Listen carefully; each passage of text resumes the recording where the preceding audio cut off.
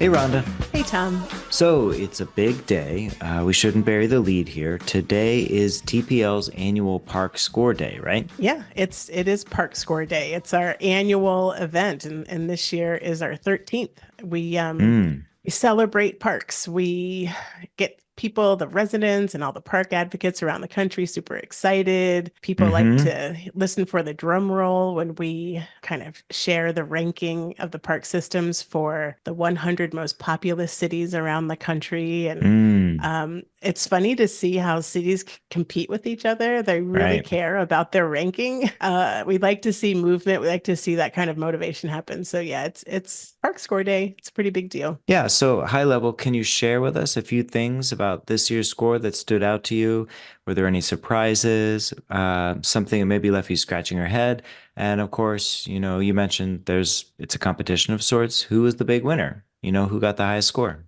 I have to first start off with a little bit of a kind of humble brag because my hometown of Washington, D.C. ranked number one for the fourth year in a Ooh. row. So I'm pretty excited. And it's like, I kind of feel like I won, but part of that is because Okay. I mean, I live about 400 yards. You've been here. I live Yep. about 400 yards from a super active neighborhood park. We've Mm-hmm. got a dog park on either side. We've got a beautiful playground. We've got well-groomed bioswales for all the stormwater runoff. We've got this gorgeous wall of incredible murals. We've got a 4-mile paved trail. So to me, DC is kind of the best place to live when it comes to parks and park equity. Mm. But I do want to say that while I'm really proud of that, there are several caveats that are really important. Okay. That's for another episode. But I do know that one result that we're super excited about is that our community schoolyard programs are really making an impact. And Mm. seeing an increase in the number of community schoolyards means that there are more folks in the United States that are within a 10-minute walk of a park. And that Mm. is super core to our mission. And so this year we were able to see that 76 of the 100 big cities have community schoolyards now, which feels pretty tremendous. I think when we first were measuring the number of community schoolyards in 2018, there were 44. And Mm. to build a community schoolyard is no small feat. It takes a lot of collaboration, it takes a lot of planning, it takes a lot of heft, frankly, Right. and it takes money. So I'm really impressed to see that we've got 76 cities of the big 100 with community schoolyards. So that was exciting. And Great. then there was also some news about the growth of pickleball, which I think Ooh. All right. I think that can elicit like a mix of reaction with our listening Sure. audience, Yep. maybe on this microphone, but probably shouldn't even have an attitude about pickleball because I haven't even played it. I think I haven't played because I'm afraid that I'll love it. Maybe next time when I'm there, we can pick up the pickleball rackets and try it out. Right, that seems fair. Great. So the theme of this year's Park Score is community. And today on the episode, our main interview is with Scott Kratz, who will be talking about the 11th Street Bridge Project. Real quick, can you tell us a bit about Scott and the Bridge Project and what it's trying to accomplish and why it relates to this year's theme of community? Yeah, so man, I love this year's Park Square theme being community for a ton of reasons. First of all, just because it feels really approachable, right? It feels accessible to talk about community. It doesn't feel like something that's hard for folks to comprehend. And so, anyway, getting to Scott, he has been leading the team that's designing and building and one day operating the 11th Street Bridge Park here in Washington, D.C. He's been doing that for the past over a decade for sure. And it's funny because when he first came to DC like 20 years ago, he came to work with the National Building Museum and he was going to be there and was their vice president for education. But somehow he ended up driving this innovative effort that is 11th Street Bridge Park. It really just, for me, symbolizes how you never really know what you're going to find on your path. So kind of be careful what you wish for, but also keep wishing. Mm. The thing about the park is, gosh, initially, many months ago, when I think I could have been talking to you, I wanted to talk about DC as the tale of two cities. A lot of folks who visit DC don't have an opportunity to go anywhere near the Anacostia River. And so we'll get into that. What is it about the Anacostia River? How is it that it divides two very kind of opposing realities for the folks that live on either side of the river? And so when I learned that we were focusing this year's Park Score theme on community, 11th Street Bridge Park really came to mind because the bridge is both a metaphor and a very literal thing. It's going Mm, to be this place that brings these two opposing realities or very divergent realities together. And so we talk about that, which I really love. It's the bridge in of itself has the opportunity to be community. And one right. of the things that we discovered at TPL is that the research is showing us that across the United States, and I don't even think it's unique to TPL to know this, I think we can all see it every day. People are divided, and our social fabric is really starting to fray at the edges. I remember when I was in college and I was taking a community development class, and I read a book called Bowling Alone. And Wow. it was a really fantastic book. And I think that was written in like, I don't, God, I want to say the 90s or something like that. And it It's like doesn't the feel, early 2000s. was Robert it early Putnam. 2000s? Yeah, maybe Yeah. 2002 or something like that. My point there is that it doesn't seem like things have gotten any better. And, we're divided by politics, we're divided by economics and race and ethnicity and ideology. And so when we are talking about 11th Street Bridge Park and we're thinking about how community can kind of heal from these types of divisions, the park took a very robust, equitable development approach. And I think that the 11th Street Bridge could actually be that successful collective intervention for all of those divides, as I said. Scott and I talk a lot about it. We hope that people really come away with a sense of optimism. It's one of my favorite conversations because it gives me that optimism, it gives me that hope. Yeah, totally. Great. Thank you. Good thoughts. So let's go ahead and jump over to that conversation with Scott Kratz and the 11th Street Bridge Project. So, greetings, everybody. I am very excited to be joined today by Scott Kratz. Scott is the Building Bridges Across the River Senior Vice President and 11th Street Bridge Park Director. So, Scott, welcome. I'm so glad you're here. I'm really looking forward to the conversation, Rhonda. Thanks for the invitation. Yeah, absolutely. I've said this to you before, and I mean it in the best way possible. I think about the 11th Street Bridge Park often for many, many reasons. One of which is because I think it's just an incredible representation of how we can do parks differently, how we can bring folks together differently. But I've actually branded it in my own mind as something that is perfectly imperfect. And there might be moments throughout this conversation where I'll call out like, that's exactly what I mean. It's, there's so much hope. And then there's also the reality of some things. And so I think that's where the imperfections might come in. So I'll talk about that a little bit, maybe, depending on how things come up. And maybe you don't even agree with that. Maybe you think it's perfectly perfect. Maybe you think it's imperfectly imperfect. So we'll get, your framing, your response to that notion. But before we even get into the meat of the matter, I really do love to understand the origins of things. And I know many, myself and many folks kind of like to start in the middle of a story because things are vibrant and active and we forget to go back. And I happen to have recently learned the origin story of the 11th Street Bridge Park. And I wonder if you can just kind of share that story about how this all began. Yeah, no, happy to. It's been a journey, a little longer than I anticipated, but I had no idea I'd be building a bridge that wasn't part of my larger career path. I spent 20 years in museum education and working at a kids museum and a Western history museum in Los Angeles, and came to Washington, D.C., recruited to be the vice president for education. Great job. And in that capacity, I got to know the then director of planning for the District of Columbia, a woman by the name of Harriet Tregoning.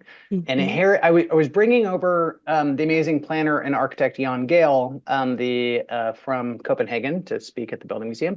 And Jan had never met Harriet. And so I organized a little breakfast, and Jan was running a little late. And Harriet and I were having conversations, and I asked what I thought was a totally innocent question.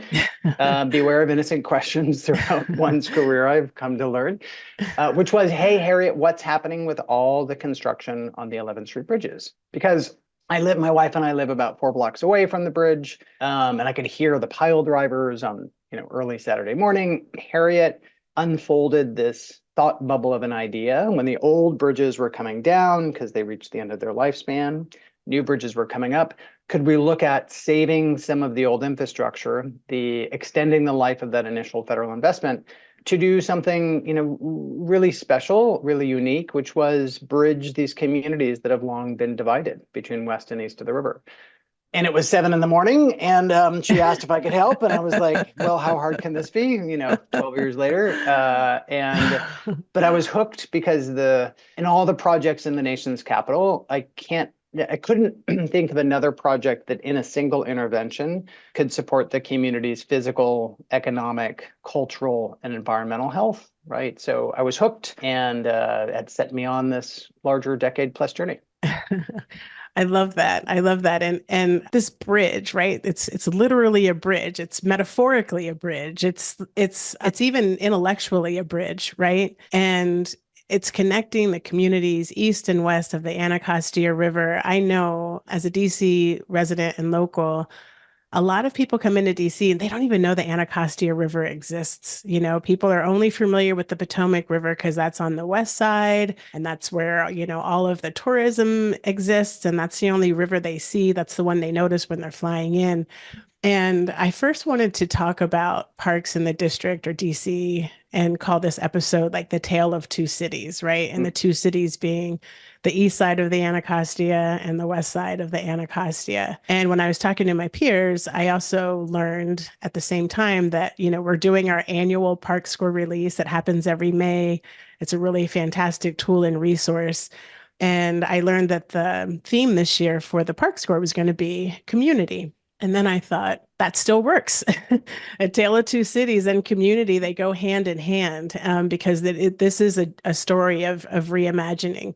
And so my perspective of DC, it's still a tale of two cities. The 11th Street Bridge is intended to bring those communities together, as you mentioned. But for the people who are in our listening audience who might not be familiar with DC outside of the more popularized aspects that we cherish, I'm curious about the historical context of these really vibrant places. I wonder when you're out speaking, I think you've traveled the continent or the globe, right? You've gone to other places to talk about this project. You've been invited and people from other places have come here to talk with you and the team about this. So how do you talk about the dynamics or the differences between east of the Anacostia and west of the Anacostia for folks who don't understand? Yeah, I think to your point, Rhonda, I think when we think of Washington, D.C., we think of the federal core, we think of the nation's capital. But maybe I'll start there, is that, there certainly that, we are the nation's capital. And when people think of Washington, D.C., they think of the mall, they think of the museums, they think of the Capitol building. But there's over 700,000 residents who live here, and it's much more than the mall, right? And DC is an amazing, rich, complicated history. Like many the cities across the United States, across the world. And when we think about where the 11th Street Bridge Park is, to your point, we think of rivers in Washington, D.C., and we think of the Potomac. We don't think of, the Anacostia. The Potomac separates Washington, D.C. from Virginia. The Anacostia divides Washington, D.C. It divides us by these different communities. And I think it's a story of great disparity and incredible resilience, right? So this river has divided the city by lack of investment, right? By, like many cities, of systemic racism, a history of redlining, that has led to an 81 times difference between the average household wealth of Black families and white families. Like, think about that, 81 times, right? That's unconscionable. There's a 13-year life expectancy difference between Black men and white men in Washington, D.C. And, I think we can all agree that a zip code where we grow up, your zip code shouldn't determine your life expectancy. If you zoom in on where the bridge is, there's a $450,000 delta between homes on one side of the river and the other, right? Again, Wow. Think about that. We're separated by 900 feet of water, and there's nearly a $500,000 difference between housing prices. Finally, like west of the river versus east of the river, there's only 25 to 30% of residents own their own homes. east of the river, right? And at least in America, the single greatest opportunity to build intergenerational wealth that has been systematically denied by people of color. It's 92% African American east of the river. But at the same time, there's this story of amazing resilience, right? I mean, it's the story of Frederick Douglass, who the Lion of Anacostia, right, who used to walk across the 11th Street Bridge every single day on his way to work and broke the Red Line, right? Was the first African American to own property east of the river. I think about stories like and rich histories like the early residents of Berry Farm were emancipated African Americans that worked often west of the river, came home at night and built their homes in the evening. Some of those early sales of plots helped fund the establishment of Howard University. That's also a complicated story because that thriving African American neighborhood was bisected by a freeway, by Suitland Parkway, right, that obliterated a neighborhood. And then in the 1950s, you have Bowling v. Sharp, the story of Gardner Bishop, a barber from Anacostia, who helped take a court case all the way to the Supreme Court that helped desegregate the Washington D.C. schools. It was a companion case to Brown v. Board of Education. So you have these sort of deep disparities and wonderful resilience. And I think we need to understand the complexity of those stories. We need to understand the rich history, culture, and heritage that we're at the 11th Street Bridge Park. We're trying to see how do we address that first part and amplify that second part. Oh my gosh. I just feel like there's a whole nother conversation to have here. So I'm going to do my best to keep my focus. That's a really rich thing, but I do want to reflect on an experience I had that you all had organized where we met at the Navy Yard to do the lantern walk across the bridge to like symbolize all of the Blacks who were working on the west side of the river who had to walk at nighttime, as you were mentioning with Frederick Douglass, and build their homes at night while they were working during the day. And so I remember that. It's very, very well like centered into my chest and in my memory, thinking about walking across the bridge with that lantern and just the reverence that everybody carried as we were walking across that. That was a really powerful experience. So thank you so much for that overview. And I think it's really helpful for our listening audience. And I can't hear it enough. So thank you. Well, and I'd say just one other thing on that, fast forward to the 1950s and 60s, where as if the river was not a big enough divide in the city, we as a country decided to put not one, but two freeways, right? On either side of the river to put, and I would argue intentionally divide the city, right? And then you have a legacy of disinvestment. I mean, where you have west side of the river at the Navy Yard, one of the fastest growing areas in Washington, D.C. Over 40,000 residents have moved there in the last 12 years. And then east of the river, where there's been a real concentration of social services that we need as a city, but there's been a decades-long lack of investment, right? And I don't want to sound too speak with hyperbole, but in DC over the last 15 years, as we've gained 100,000 residents, right, we've been seeing neighborhoods change, typically that would take place, change and dynamism that would happen in a generation or two or happening overnight, right? So it's the, east of the river in Ward 7 and Ward 8 is sort of one of the last chances to get it right? Of how do you invest in underinvested neighborhoods while ensuring local residents aren't just surviving, but they're really thriving, right? Which is something that as the Bridge Park is sort of widened its aperture is trying to address as well. Yeah.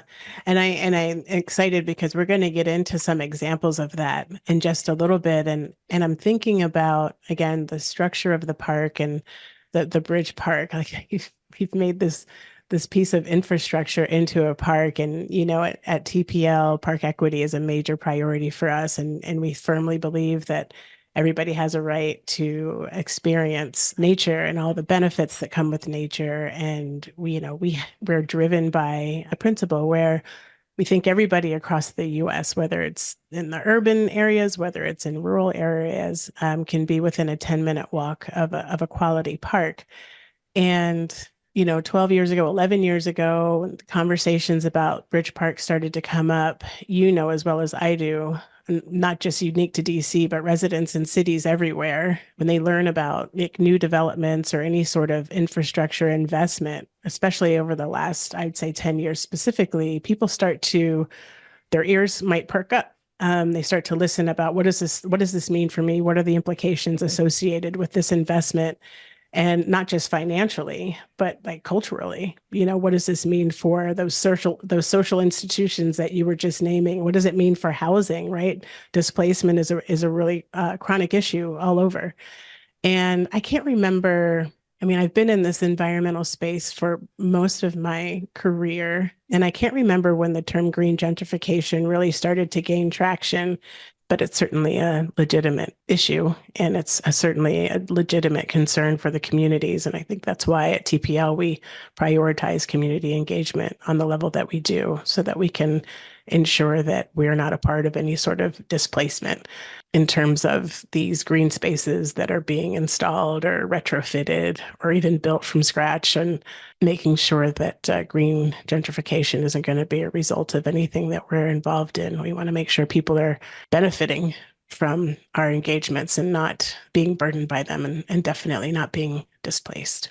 And I know firsthand through my involvement with many of the community engagement efforts that 11th Street Bridge Park hosted, I know that the process was very community centered. I know that the process is a community-based design, but I also know that during these initial stages, there were folks who were kind of concerned about, is this going to be another situation where I'm going to be excluded? I'm not going to be able to be involved. I'm not going to actually benefit from this thing.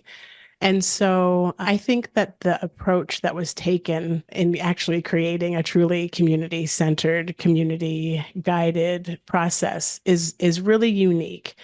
And I think about it in terms of community wholeness. And so I would love if you can share with our listening audience and me for the 30th time, the approach that was taken in this equitable development to keep the community whole, or even in some instances, perhaps better off. Just a quick sidebar. It's like you think about, or I think about, when I go backpacking or hiking, and there's the leave no trace principles, where, if somebody is coming behind me, they shouldn't even know that I was there because there's no evidence of my presence, maybe a footprint, and that should be about it. And maybe I did some cleaning along the trail along the way, leaving something better. And I think about the bridge in that way. If you're coming in and you're investing in the community, you're actually hopefully uplifting the community so that it is better off as a result of this project. So can you talk to us about what the processes have been? Yeah, I think at its core, at its foundation, all of this has to do with trust, right? And we need to recognize, for all of the reasons I just mentioned, why there is a significant trust deficit, right? And justifiable trust deficit, right? People have come in, and probably people who look a lot like me have come in and made a lot of promises, right? And for a variety of reasons, those promises haven't been fulfilled. So I think, sometimes when these projects happen, the first time the community hears about it, there's already renderings, there's already drawings, and the cake has already been 80% baked at that point, right? You're just talking about what kind of color frosting it's going to be, instead of what kind of cake should we even have a cake, right? So, and I think gluten-free, right? Maybe you want a muffin, whatever. And I think for us, that was really critical, of going out before engaging a single engineer, landscape architect, having meetings with community leaders of should we even do this? In essence, sort of asking for permission. No community leader wants to be the last to find out about some big important investment that's happening in their community, even if it's for good intentions. So we spent 2 years talking to faith leaders and elected leaders and civic associations, and saying hey, here's what other cities across the country have transformed infrastructure into green spaces. Here's what we're trying to do. What do you think? Dumb idea? Good idea? Right? And only after those first couple hundred meetings, when we saw some enthusiasm, to be sure, some skepticism, we said, all right, well then help us shape it. Help us make sure that every single programming element is being driven by local residents. Ideas like an environmental education center, a performance space, a safe place to play, an intergenerational play space, access to the river, particularly from the east side of the river. And we baked all those ideas into a larger international design competition. And, at the time I was volunteering, and I took 2 weeks off from my day job to work at the Building Museum, where we worked with teens from the area, from east of the river, that were participating in a program called the Summer Youth Employment Program. And their job was to design the park. Again, this was a year or two before we actually did the formal design competition. And so I called in a lot of favors and brought in park planners and designers and architects and engineers. And these young men and women created these 5-foot long foam core models of what the park should be. And when we launched the design competition, we kept taking these images and the actual models of what these young men and women designed and said, this is your inspiration. These are your future park users, right? And I'd never run a design competition before, but when I was doing research for it, many design competitions, I saw the designers, the architects, engineers, landscape architects, had no connection to the client, us, more or less the community. And that wasn't the ethos that we were trying to follow. So we created something that we called our Design Oversight Committee that was comprised of about 36 stakeholders from both sides of the river and across the city, but primarily in local neighborhoods. And their job was to review the design brief. This was our Bible that, we were going to run the design competition, make some pretty significant edits, meet our 4 final design teams during the design process. I think it was the single thing that kind of freaked out our designers because they weren't used to wait, what? We're supposed to go away in our ivory tower and think big thoughts. I'm like, accountability, no. What? It's like this. And that was so critical because even though we were working, we had 81 teams from across the world apply for this design competition, some of the best designers on the planet, but each one of them, the community, this advisory committee, this design oversight committee, identified one, if not multiple red flags that would have been during the iterative design process that made the parks better. And at the end, most importantly, at the end of this 8-month design competition, we had exhibitions at the Smithsonian Anacostia Community Museum and our offices at the ARC and at AIDC, American Institute of Architects, DC chapter. We surveyed folks, we took all of that information, and ultimately the Design Oversight Committee, this group of stakeholders, are the ones that selected the design. So I didn't get to vote, right? The community voted. And I think the more that where we can put that decision-making power, not advisorial, but true decision-making power in the hands of local residents, is critical, right? And the design that they selected unanimously was for the architecture firm of OMA and the landscape architecture firm of Olin. That was brilliant. And I think what you were getting at in that question too, though, is that, when we were out there talking to the community and hearing what the local residents wanted on this park, we heard all these great ideas that we baked into the design competition, but we heard a much deeper need. We heard a need for housing, for jobs, for how to support Black-owned businesses, how to provide pathways for building intergenerational wealth. How do we support arts and cultural organizations, not reinvent it, but support existing work by amazing nonprofits and cultural leaders? 2 questions that we ask a lot internally is, who is this project for and who's going to benefit? 2 related but slightly different questions. And we said, hey, this is a chance to think about the development of this signature park in a very different way. We know what's going to happen from examples across the United States, across the world, of if there isn't a level of intentionality, we know there's the potential of displacement and gentrification. And if we wait until the park opens, the market is going to move so much faster than we could possibly respond to it. So we tried to say, all right, well, then maybe there's a different path to think about this work really early with intentions and put community at the center. So right after we announced the design team winner in fall of 2014, we spent a year working with amazing nonprofits and CDFIs like LISC DC, DC Fiscal Policy Institute, the DC Office of Planning, the senior evaluation team from the Urban Institute, to think about where there are intentional strategies that we could implement well in advance of the park opening up to ensure that we're answering those 2 questions: who is this for and who's going to benefit? So we spent a year working with local nonprofits, the city leaders, the faith leaders, to create a series of actionable strategies that we call our Equitable Development Plan. We launched our first Equitable Development Plan in December 2015. We're now on our 3rd version. And I won't go through all of our 34 strategies, but just to mention a few to give your listeners a sort of flavor. We've stood up a community land trust. So the Douglas Community Land Trust is now a separate nonprofit. that has over 260 units of permanently affordable housing, controlled by the community. 2/3 of the board are East of the River residents. We've seen 153 East of the River renters become homeowners who've gone through and graduated through our 4-to-8 Homebuyers Club, and we're now offering down payment assistance and cash loans. And we just graduated our 38th construction training program, because if we're spending all this money to build the park, we need to make sure that as much of those dollars go into the local community as possible. But to do that, to be successful at that goal, we need to make sure that local residents have the skill set and capacity to apply for and succeed at these jobs. So we now have over 250 East of the River residents who've gone through our construction training programs and have been employed in the construction trades.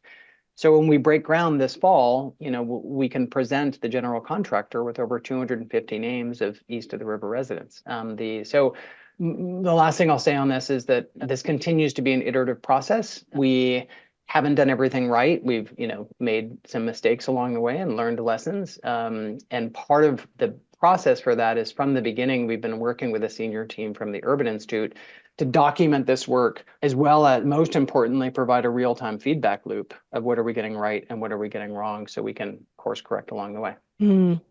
There's so much depth there, and my brain's like bouncing all over the place, because I'm also hearing a little bit of resonance too with one of the approaches. I want to shout out our community schoolyards team, who takes a similar approach in going into the community and actually engaging with the youth, like the very, very little youth, and what kind of playground they actually want to, embody and see for themselves, and their families and the other residents surrounding the school come and they contribute. And it's very much you own this, you did this, take pride in what this is that you created. And so I appreciate hearing another echo of that with this whole process. I think it's really important. And you referred to yourself, there's some folks who might just be listening, but for the folks who are not watching this, Scott, I think you just identify as a white guy, right? That's correct. Yeah. When you said folks who look like me, I don't want people to make any assumptions. And so in case some people... white guy from Capitol Hill who is, DC is my home and I've lived there for 19 years, but I'm not a native. And, and I recognize that. So Scott, we both fully are in agreement that the 11th Street Bridge is such a remarkable process. And even with the fits and starts, all of the good and all of the challenging. And I think that there are probably other examples across the country of large scale parks that people really kind of value, that maybe don't have a great history in terms of how they were built and when they were built and what some of the results are. So maybe there could be an example that you can share about where equitable development was not the rule in this practice. Sure. The practice of park building, I should say. Yeah. No, and it's always a little dangerous to go back in 100+ years and sort of put our own contemporary values, but here's what I do. So I'm gonna do that. Here we are. So I'll give a great example. The incredibly beloved Central Park in New York City, right? That was designed to be and continues to this day, the lungs of the city, right? In this amazing space. But at the same time, it displaced the hundreds, thousands of African-American families to build that park. And so when we think about sort of theme that I think is emerging from the conversation of who is the park for and who's going to benefit, right, was not built for those residents, obviously, that were displaced. Again, it's difficult to put ourselves in a time machine and go back to that point. But, think if there was true participation by the immediate residents nearby. I would imagine that the residents who were displaced would say, like, oh, well, hold on, maybe we shouldn't be displaced, and maybe we can help design sort of the park so that there's that there is true ownership, right? And I think that also, just going off on a little bit of a tangent here, when we're designing these parks and civic spaces, because sometimes it doesn't always happen, to really understand the history, really understand the complicated and traumatic history of a place before we go in is really essential. Like, I'm a history geek, and so I've gone in and read as much as I can about the neighborhood around Anacostia and sort of understood, again, as somebody who's not native to Washington, D.C., it is my home and has been for nearly 20 years. But understanding that history is really critical, because then you have context, right? And I think without context, you can inadvertently, make some not so smart decisions. I agree 100%. I often think about them as racial equity impact assessments. And so it gives you a chance to examine the history, but also the policies. It's very easy to call out redlining. It's very easy to call out,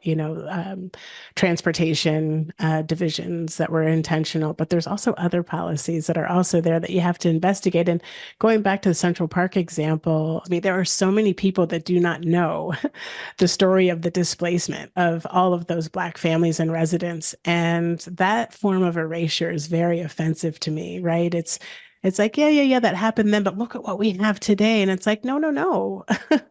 There's so much more to the story. So I do appreciate having a comprehensive conversation where we don't kind of just start in the middle of the story, but we do go back because there is a lot of responsibility back there. We have to go upstream when we're thinking about advancements in our civic spaces and in our policies and the like. So thank you for that. Well, and it's interesting because the third version of our equitable development plan that we released earlier this year, excuse me, has explicit policy recommendations. The first two did not. And it became very clear that there's over $1 billion of economic development that's coming east of the river. Like, take the Bridge Park out of the equation. And if we're really looking at attacking that systemic racism that is so baked in, that has led to the outcomes that we have today, we need to address this from a policy perspective. Now, that makes nonprofits nervous, right? Because this is not necessarily our strong suit, but we're looking to see where we can partner with other organizations to really attack some of those outcomes at their root cause, right? And that's a little nervous and really exciting, sort of all at the same time. I have referred to the different approaches or strategies that you all have built into it. I've referred to them as pillars. So the housing, the workforce development, the small business enterprise, the arts and cultural equity, and the health and wellness. I don't know if you call them pillars or elements, but I want to talk a little bit about the workforce pillar. I want to think about, the cities that TPL works with and all the resources and guidance that we provide with our communities of practice and our bridge scores and the like. And what we've been learning for years now in many cities, park budgets are often the first thing that gets cut. That's constraint. Sometimes people will look at a park as a nice to have, as opposed to something that's a critical piece of infrastructure. And I think sometimes, as I'm learning, part of what drives that decision is that it's the stewardship and the maintenance of the park that just feels too costly. And it's kind of this vicious cycle. So you might have a leader, mayor, or maybe a city planner who says, we got to cut the budget and it's going to have to be for this park. And then maybe there's another campaign where a new person comes in and they say, no, we want to invest in the park. And it's this vicious cycle every 4 years or however long their term is. And it just can't get traction. And this is one question I don't think I've ever asked until I started thinking about this conversation. When we talk about 11th Street Bridge Park, who owns that park? Who is responsible for the maintenance and the stewardship for that park? And then with that, how do we ensure that it is sustainable, that there is a commitment for that place, that magical place's lifeline or lifetime, I should say, that it will always be cared for, that people will always, trust that when they're there, the education center is going to be open and operating fully, that the performance building doesn't have crumbling stages or infrastructure, anything along those lines. So who's going to be responsible for maintaining this thing? Yeah, no, great question. So from the beginning, this has been a public-private partnership. So I work for a nonprofit, appropriately enough, called Building Bridges Across the River. Yes. That predates the Bridge Park, surprisingly. But I don't think the founders thought that we were literally going to build a bridge. But when we ran out of metaphors, we're now literally building a bridge across the river. And I think that's important because, we run a facility called the ARC, Town Hall Education, Arts and Recreation Campus, that houses, co-locates 14 best-in-class nonprofits east of the river. And so, we have a lot of experience running facilities. We have been working from the beginning with the city, with the District of Columbia government. As I mentioned, originally with the Office of Planning, but for the last 8-9 years, it's been working very closely with the District Department of Transportation. a sister agency from OP. And the city owns the asset. So the city will own the park, will own the bridge park. When the old bridges came down, we saved the old piers and the pilings that are underneath the old freeway bridge. One of the most expensive parts about building any river bridge is I've learned so many things about engineering as I've worked on this project that I had no idea. And then we're going to build a new deck that's on top, but one that no longer holds cars or tractor trailers, but that holds these community generated programming spaces. So the city, when the park opens in a few short years, the city will own it. And then we, building bridges across the river, will run, operate, and manage it. So bridges need to be inspected every year. That's on the city, right? So DDOT can just fold that into their regular bridge inspections. And then building bridges across the river, we're finalizing our public space permit, not to get too in the weeds, but to then run and manage this for the lifetime of the project. So that means landscaping, rangers, the programming, lights burn out, like that's on us. And I think that brings the best of the both, while complicated, the best of the public and the private, right? To the table. So we have built in a number of earned revenue strategies to make sure we're not reliant on that boom and bust economy of cities that, as you mentioned, often happens. And really made sure we built that into the design competition, because that's really important. We do not want to be reliant on the city for $1 from maintaining this park. But then we also need to make sure we're holding ourselves accountable. And someone asked me the other day, we had a public meeting, and a community member said, okay, so the park opens and then the equitable development plan is done. And we're like, no, that's where it gets really exciting, right? I mean, that's where we need to make sure that the performance spaces continue to amplify the voices of local residents, that people that are in the 40 some odd staff who are going to be on the park, right, keeping it maintained reflects the community that we serve, right? So we're not thinking about just construction jobs. We're thinking of people doing programming and fundraising and environmental education, the educators in the environmental education center. So making sure we're holding ourselves accountable and the community is holding ourselves accountable to run and manage this in perpetuity. And I think that's really important, because so often, those high publicity moments of the ribbon cutting when the bright, shiny park opens, but how do we make sure in 2, 3, 10 park directors later, right? This is built on a strong economic foundation, that also make sure that we're holding ourselves true to the promise we've made to the community, that this is for them and this will benefit them. I really appreciate that. And it feels very institutional, right? It feels like this is becoming an institution, and there's something that feels long lasting and sustainable to me when I think about it in that framing. And so going back to this notion about like perfectly imperfect, you named, some of the things that you've learned away. And I know, talking about timescales, right? When we go into communities and we get them excited about these opportunities that they're helping us co-create and co-build, there's a lot of nurturing that needs to take place from ideation to delivery, right?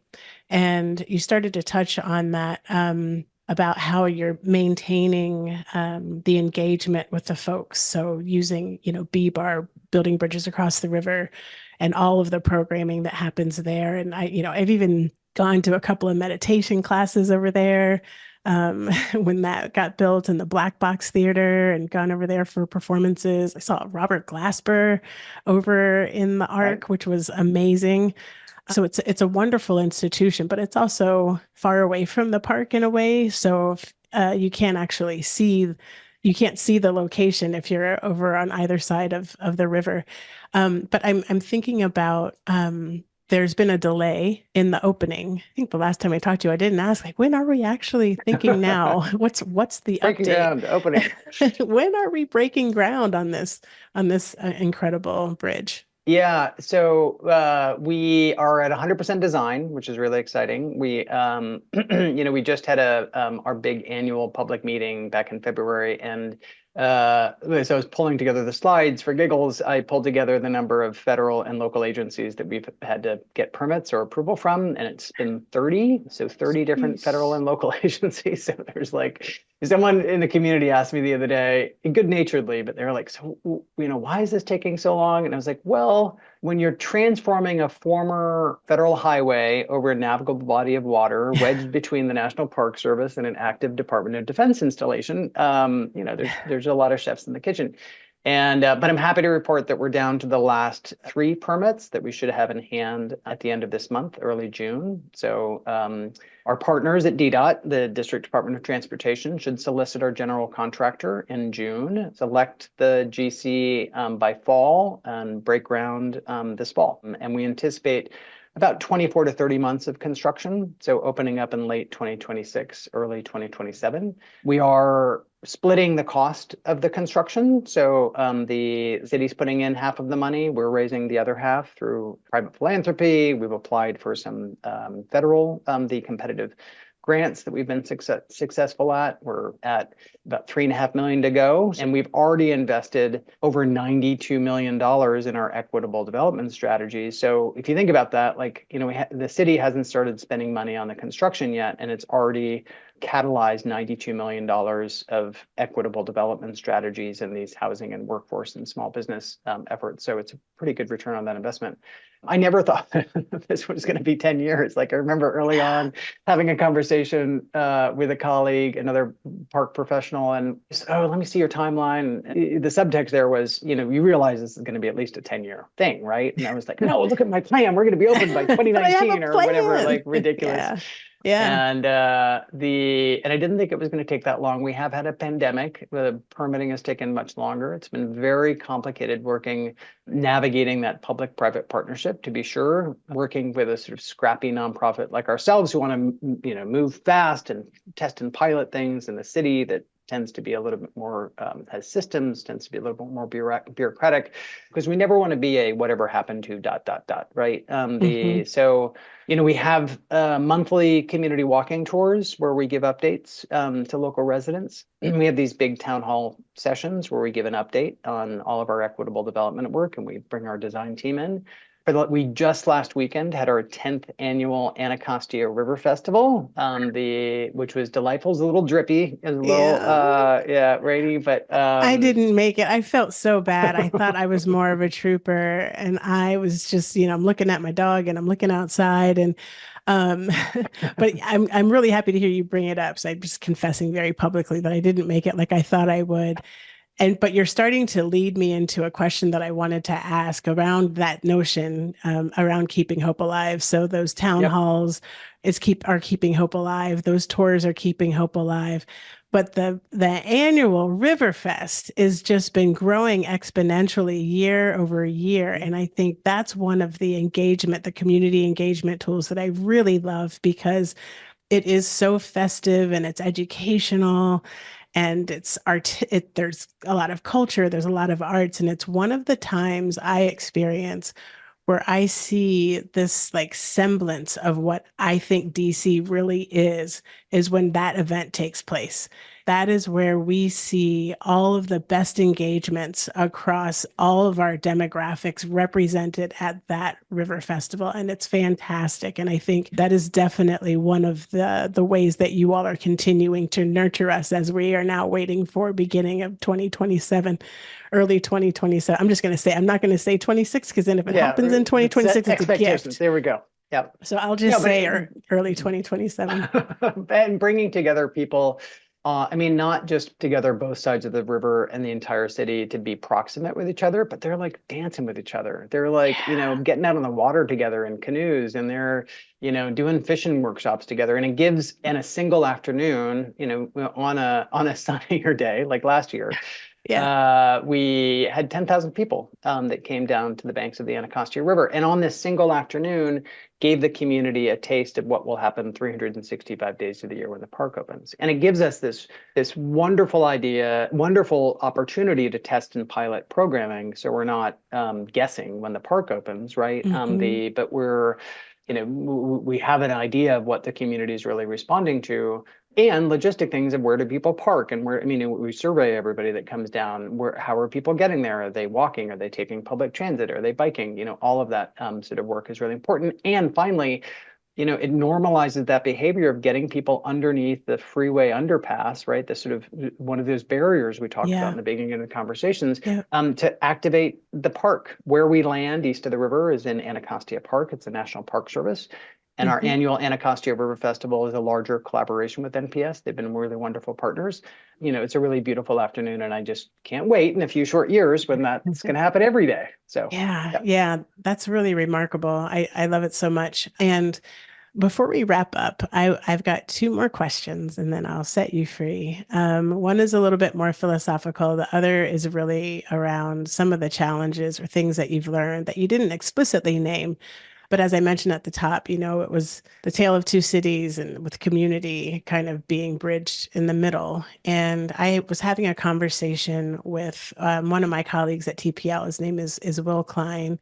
So much respect for Will. He's our associate director for park research, and just I learned so much from him. And we were walking along the river. He mentioned the idea that parks are some of the last representations of democracy and neutral spaces and places where people from all walks of life can come together and be together. And I just thinking about our digital age and the tensions that we have, particularly with some of the younger generations who are connected to machines that fit in their pockets, and all of the challenges that we're also facing around this polarization. So I'm just curious if the notion of this bridge, this park, or any park for that matter, that notion of it being a democratized, like neutral space, does that ring true for you? it does. We intentionally use the phrase civic space when describing the park, right? Okay. It's interesting. I just finished reading recently Seth Lowe's book, Why Public Space Matters, and she really leans into that importance of bringing together people who otherwise might not rub elbows, right? And in a time where we increasingly are more and more segregated, right, by income, by race, by political beliefs, we desperately need more places that we can bring together people. And it breaks down the us versus them. It's a real pronoun shift into a we. If we're successful, which I hope we are, when you're at our Muscle Beach intergenerational play space, right? And there's parents from both sides of the river and kids like playing together, like and having conversations together, like that's critical. That's like that then means in a time of deep polarization where there's so many forces demonizing sort of the other, right? Fill in the blank of how you want to describe the other. We need those opportunities to connect, and it happens. I'll give you one sort of anecdote. During the pandemic, gyms were closed and everything, and I would run along the Anacostia River, and there was this pirate playground in Anacostia Yeah, Park with yeah, this little workout equipment, I think that TPL sort of installed many, many years ago. many moons. And I'd meet a buddy of mine who lives in Anacostia, and we'd run down there, and we got to know, by working out there, we got to know this gentleman named Jeff who lives east of the river. He is an ambassador of one of the local bids, and we start chatting. And then when vaccines became available, I know this seems like an eternity ago, but it was sort of the Hunger Games for vaccines, like when that was happening, and like it was just, anyways. And Jeff was commenting on how he and his kids were having a hard time finding like vaccines, and we were offering free vaccination at the Arc, at our offices. So we connected with Jeff, who was able to come with his kids, and we're now friends, right? Like we see each other regularly, we see each other on the street, we say like, hey, how you doing? How are your kids? And that's the power of public space, right? That like, if not for that green space, that workout space, that place of convening, like we never would have connected. And that happens, that can happen again if we're successful. We're having 1 million visitors a year that coming to the park, right? That's 1 million opportunities for people to have that experience. So absolutely. A civic space. And I just always get thrilled too when we think about our collective well-being around our health, and the way that people have been connecting in these spaces and activating all kinds of tools and resources for our well-being. And I think it's, probably the most obvious thing to say, but the COVID pandemic, when it launched, I mean, the parks were all we had, outdoors was all we had, and people had gained a new appreciation for what it really means to be outside. And for many families and individuals, it was a first time thing. And now I don't think they can stop themselves. They realize how much they gain from it. So, really quick, I always like ending on a high note, but I also like ending with some humility, and so we've been lifting up the 11th Street Bridge Park under, at least in my perspective, being like this really great model for so many of us. But I do want to not let you leave without talking about some of the most difficult challenges that you've had, whether it's around funding or working with the community. Maybe people were protesting. You named, the anxiety that people have about it. When is this thing going to open, and is equitable development going to be over once the park is built? But I imagine that there probably have been a few contested moments that you had to experience. And as a leader, can you share a little bit about what what a situation might have been, and if there's anything that you would do differently if you had to do it all over again? Yeah, how much time do we have? Pick one. We could, yeah, talk another half an hour because we have not done everything right. But it's important to recognize and pull those lessons. And I'll give you, maybe a couple different examples. I think of one of our public meetings. This was sort of early on, and it was, I'd given my presentation, and we then had things open for questions and comments, and I was just getting hammered by this resident east of the river, and who was just really taking me to task. And it wasn't, I think, two lessons that sort of came out there. One is, not to take it personally. Like, they were really frustrated, and there were decades of frustrations that was sort of coming out, right? We just happened to be the vehicle. And but my big takeaway is that, I was trying my best to listen respectfully and then sort of respond and trying to address his questions. But I wasn't hitting the mark. And like, I think he left still frustrated. A mentor of mine, a woman by the name of Oramenta Newsom, who ran this amazing community development financial institution called LISC DC, early supporter of the project, came up to me afterwards, and she's like, how'd it go? And I was like, well, you were here, like, not so great. And she's like, sometimes you don't have to respond to every question. Sometimes people just want to be heard, right? Yeah. And because they haven't been heard in a long time, right? And that was just a really important lesson of respectfully sort of, and that doesn't mean ignore it. It's like, take it in, but give people a platform to speak, and then try and do something and act on it, right? But that was a really sort of critical, important lesson. And I think some of the other lessons are partnerships. All funders want people to partner, and you should partner with this group, and And partnerships are really hard, right? Mm-hmm. Public-private partnerships, of which this is the foundation of the project, are really hard. In the ideal world, we can both bring, we can bring the sort of spirit of innovation, and the city or the municipality can bring the resources and deep experience. But we need to acknowledge that there's a huge culture shift, right? Or potential for culture clash that has happened, right? I mean, when we wrapped up our design competition, the city came to us and said and they were involved in this. They were part of our governance committee, but they said this was the most open and transparent competition we've ever been involved in, and it still isn't our competition. So we're going to have to redo the competition. And my head exploded. I was like, what do you mean? We just spent a year like building trust in the community. Now you want to redo this? And like, we found a path forward to make sure we could get the design team that the community selected in there. But it's really hard, and I'm sure the city is just as frustrated as we are at times, right? But like, we need to find those trusted partners that we can move the project forward. And on a nonprofit to nonprofit connection, one of our big lessons is that we need to make sure that the nonprofits that we partner with share the same values. Because that's not always the case. And I don't mean, one organization is bad and the other is good. It's not that sort of binary.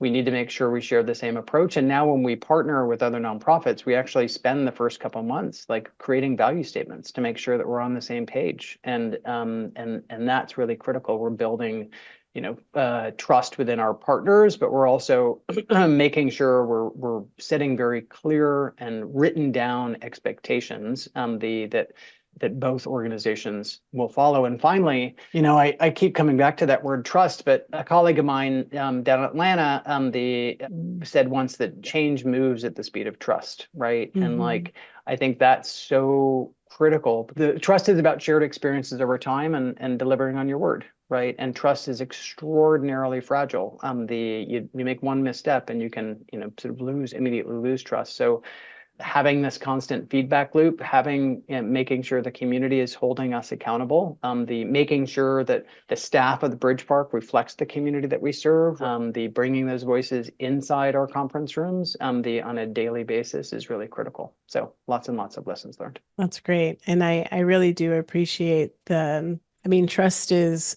critical, accountability essential, relationships are everything. And I also appreciate the kind of the multitude of relationship types that have to be established. And, in my brain, when I think about equitable development, it feels so basic, like, come on, it's everything, right? It's an ecosystem approach, but people are not accustomed to getting outside of their institutional comfort zones. I am this is what I do, this is what my organization represents, this is what my business represents. And so the public-private partnership, the civic engagement, all of those things, it's very colorful, it's very dynamic, it's very complicated, and people don't always have the patience. The fact that you've been doing this for 12 years is just kind of mind-blowing. I think a lot of folks don't stay in one place for that long, particularly lifting something like this up. So kudos to you for sticking through it, because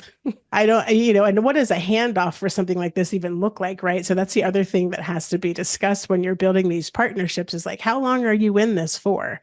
Because it's going to take a long time, and having an honest conversation. And then, if even saying to a partner, like, do you have a succession plan or a transition plan? Because you might not stay as long as I'm going to, and I don't want to have to do this all over again with you all, right? So there's just so many layers to it, I think.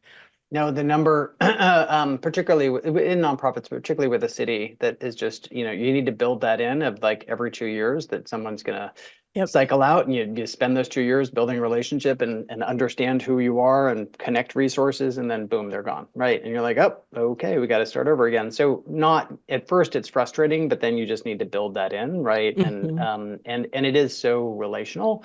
But I think the not being afraid to widen that aperture and like understand, I mean, there is a real dynamic and a real balance you need of like, how do you keep yourself, we're ultimately building this park, but I don't even know if I'd describe this as a park project anymore, right? This is an investment in a community strategy, and the park is like a tent pole, but it's not the only one. And where we identify needs in the community, we see where we can harness the resources and the capacity to address that. And I'll give you one sort of maybe final example. During the pandemic, we were deeply concerned that the community that we serve east of the river was going to be disproportionately impacted by COVID. And unfortunately, that came to pass. They were, yeah. Because it's hard to work from home when you're keeping the city running, right? Working in grocery stores and delivering your mail. And so we partnered with 3 other amazing nonprofits to launch what became the largest privately funded unconditional cash transfer program, sort of the cousin to a universal-basic income program that's ever been attempted in the United States. Provided $5,500 in cash to 650 residents. Half of the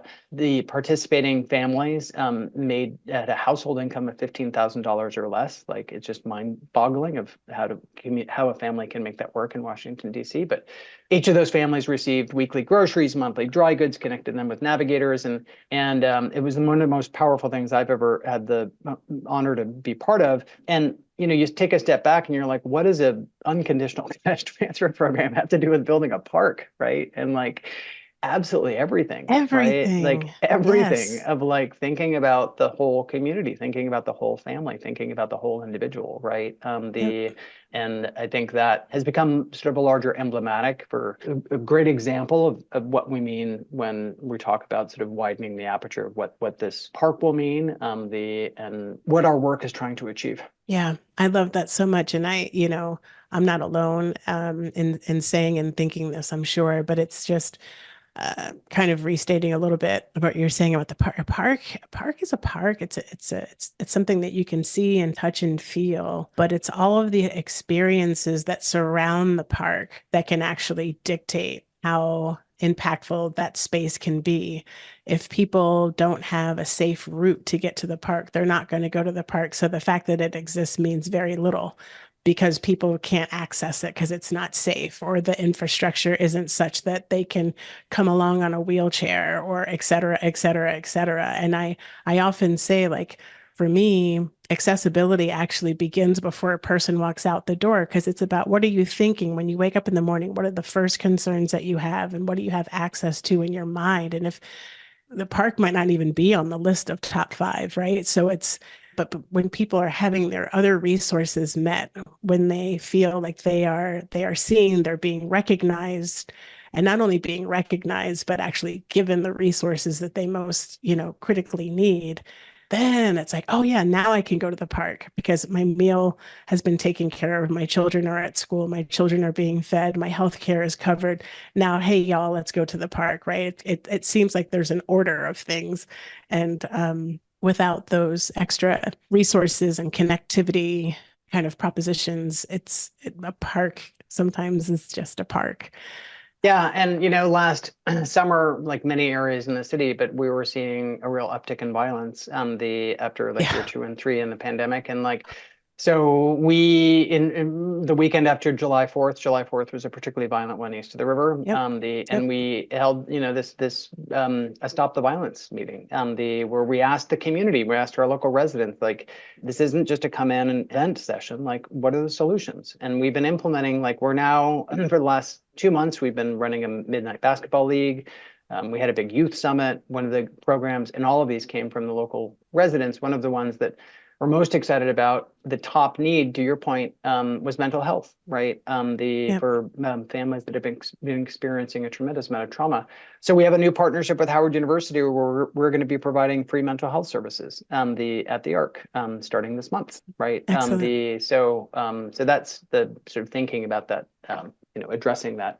Maslow's hierarchy, right? If you don't have your basic needs met, and that's also how you shift from a park, maybe to, this connects to the beginning part of the conversation, of like a nice to have to an essential, right? If we're thinking about these parks in that sort of broader list of needs for a community. Absolutely. Well, I think that we have covered a lot of really great ground, and I'm so grateful for you. And I, as a host and you a guest, I do need to have proper behavior here and offer you any final thoughts or one closing message you might want to send. You don't have to, but I don't know if there's something on your mind that you just want to get out before we close this door. Well, thank you. First of all, this has been it's always a real treat to chat with you, Rhonda, and have this conversation about issues that are so important to both of us, that the connection to nature, the connection to community of what we're trying to accomplish. And it's interesting. Several years ago, I remember I was giving a presentation to